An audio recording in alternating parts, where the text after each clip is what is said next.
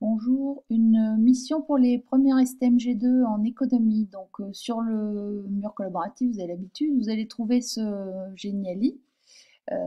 Donc vous l'avez là. Et donc j'aimerais que par deux, alors trois maximum, hein, vous me fassiez le tableau de bord d'une économie, alors autre que la France, que moi je vous ai fait pour l'économie française. Et donc avec les indicateurs de l'économie. Alors vous avez ici la source, vous savez, on parle souvent de l'INSEE.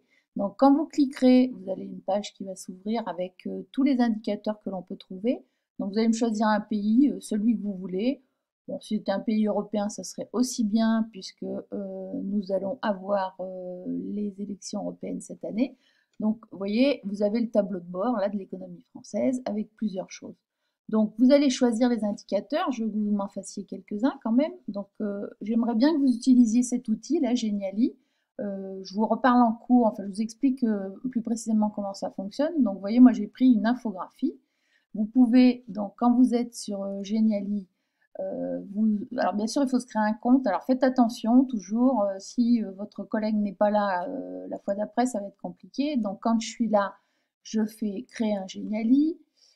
Voilà, à partir d'un modèle, je choisis infographie et puis ensuite, je choisis quelque chose qui me convient et je vais pouvoir le modifier. Vous voyez, par exemple, si je prenais ce modèle-là, j'affiche le modèle, vous allez avoir des petits points sur lesquels vous allez pouvoir mettre des infos. Si vous préférez utiliser Canva, il n'y a pas de souci. Donc, je vous remontre ce que j'attends de vous. Vous voyez, par exemple, sur le PIB, donc la valeur du PIB est à 2500,8 milliards d'euros en année complète sur 2021. Je veux des chiffres assez récents.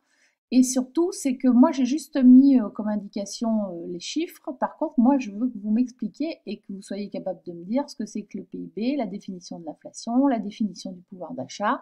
Et puis ensuite, je vous ai mis un truc sur la consommation des ménages.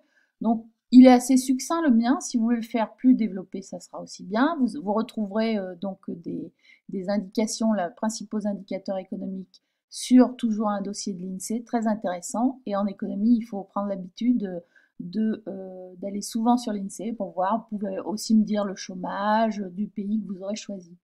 Voilà, j'espère que ça vous sera utile. Ça, c'est un travail par deux ou par trois. Et l'intéressant à la fin, c'est aussi de vous préparer au grand oral et de pouvoir passer à l'oral.